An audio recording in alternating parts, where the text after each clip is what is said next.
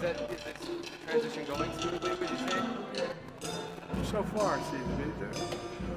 There's no problem with us. I think there's a problem internally with them in terms of their decisions being made. But we made ourselves available. I spent a couple hours with him. I told him to find out what he needs. We got to get back to establishing basic democratic norms.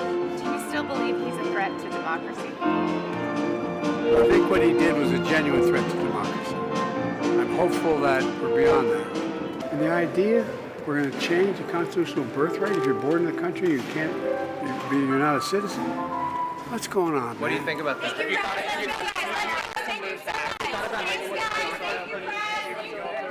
Guys, can you take care of this, please?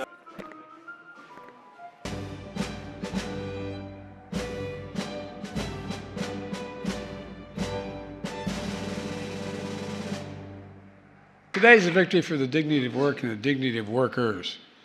Everyday people who build the middle class, who built this country, must never forget it. We can't forget who did it. We just have to remember who we are.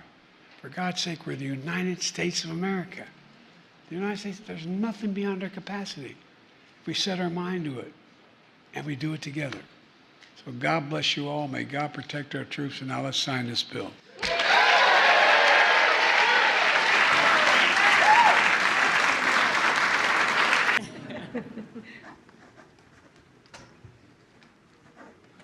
All right.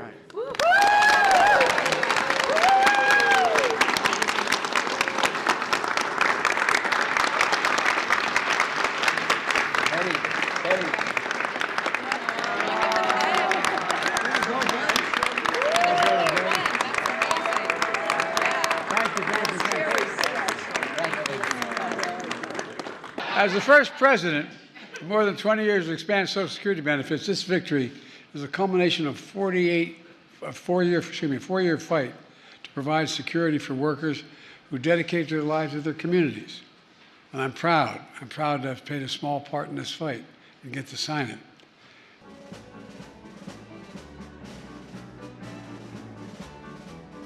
Is the transition going smoothly, would you say?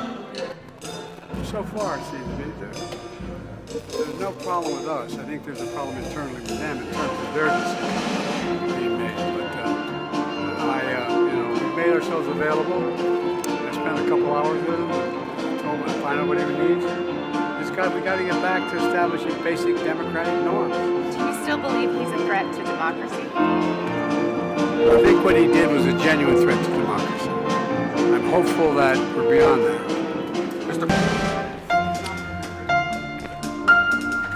And the idea we're going to change the constitutional birthright. If you're born in the country, you're not a citizen.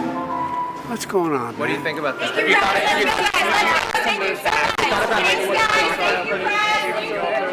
Guys, can you take care of this? Every generation gets tested. I taught constitutional law for a long time, and I used to always give a lecture about every generation has to fight for it. I never really believed what I was saying, in the sense that I didn't think I'd have to fight to maintain democracy. But tomorrow's January 6th. We gather to certify the results of a free and fair presidential election and to ensure a peaceful transfer of power.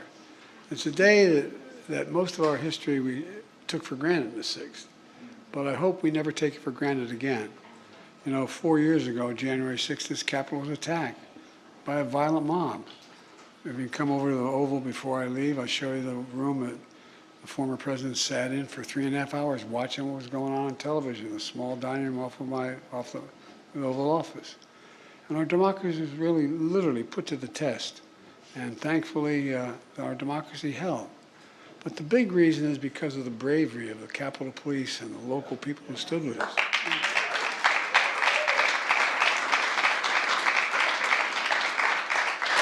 Never forget them. They're guarding you. Give them the respect and support they deserve. But it's also due to the members of the House and Senate who, even in the face of these threats, in the threats of their life, courageously fulfilled their duty to the Constitution.